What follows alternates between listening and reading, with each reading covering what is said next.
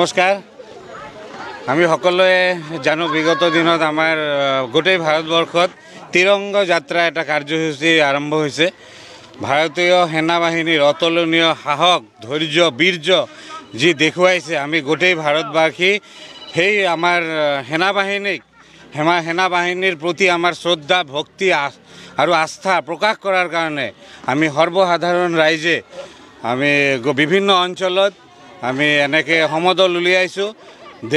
দেশ মাতৃ আমি ভাৰতীয় হিচাপে নিজক গৰ্বিত অনুভৱ কৰিছোঁ আৰু আমাৰ সৰ্বসাধাৰণ ৰাইজক আমি সকলোৰে সহায় সহযোগিতা লৈ এই তিৰংগা যাত্ৰা কাৰ্যসূচী আমি হাতত লৈছোঁ। আমি দেশৰ যি সেনা বাহিনী আছিল, আমাৰ ভাৰত চৰকাৰ, আমাৰ ৰাজ্য চৰকাৰৰো ছাপোৰ্ট আছিল। ভাৰত চৰকাৰৰ মুৰব্বী মাননীয় প্ৰধানমন্ত্ৰী নৰেন্দ্ৰ মোদীজী যি বুদ্ধিমত্তাৰ পৰিচয় দিছে, আমাৰ নিজা মেক ইন ইণ্ডিয়া বুলি যিটো আমি প্ৰাউড ফিল কৰোঁ, মেক ইন ইণ্ডিয়াৰ যি আমাৰ সেনা বাহিনীৰ যি ডিভাইচ আছিল, এইবিলাক দি আমাৰ যি তথাকথিত পাকিস্তানৰ দ্বাৰা পোষিত, লালিত, পালিত আতংকবাদীসকলক সেই শিবিৰবিলাককো যে ধ্বংস কৰিছে, তাৰ কাৰণে আমি ভাৰতবাসী হিচাপে গৰ্বিত। আমি সদায় কওঁ যে আমি বিশ্বগুৰু আসন আমাৰ পাব লাগে।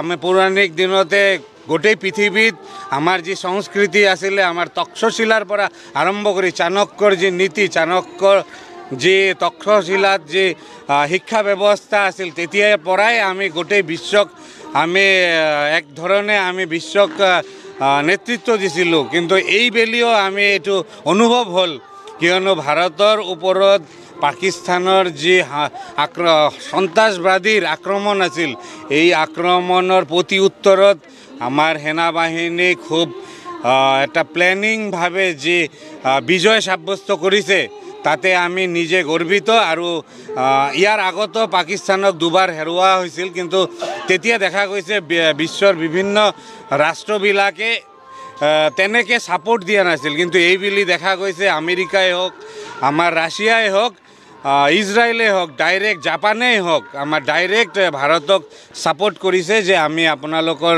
লগত আছোঁ। কিন্তু আমি সদায় সনাতনী সংস্কৃতি, আমি সদায় শান্তি প্ৰিয়। তো সেইকাৰণে আমাৰ যি এটা প্লেন, সেই প্লেন মতে আগবঢ়োৱা হৈছিল আৰু সেনা বাহিনীসকলক শ্ৰদ্ধা দিয়া হৈছিল, তেওঁলোকক সন্মান দিয়া হৈছে। তো আমি আৰু সৰ্বসাধাৰণ ৰাইজ আজি আমি BOC গেট নৰ্থ বঙাইগাঁৱত উপস্থিত হৈছোঁ।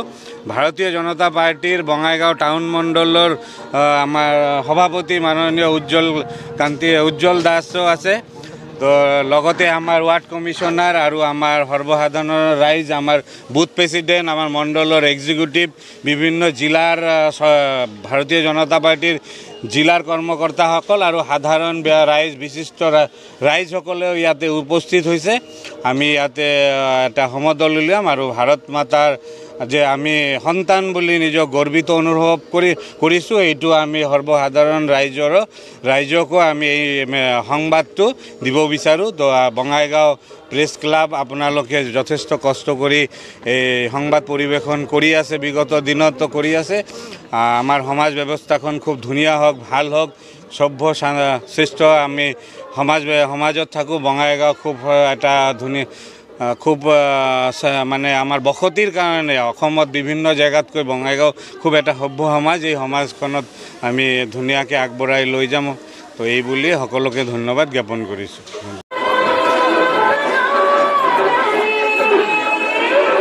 নমস্কাৰ। আজিৰ আমাৰ এই তিৰংগা যাত্ৰাত আমাৰ উত্তৰ মণ্ডলৰ সকলো ৰাইজক আমি অশেষ ধন্যবাদ জ্ঞাপন কৰিছোঁ। আমাৰ এই যাত্ৰাত আমি আমাৰ যে সেনা বাহিনী আছে, সিহঁতৰ আমি বলটো আমি সদায় জানি সিহঁতে ভালকৈ জানি যুদ্ধ আৰু দেশৰ কাৰণে যুঁজিব পাৰে, সেইকাৰণে আমি এইটো যাত্ৰা কৰি সিহঁতক আমি শক্তি প্ৰদান কৰি আমি এইটো যাত্ৰা কৰিম। ধন্যবাদ।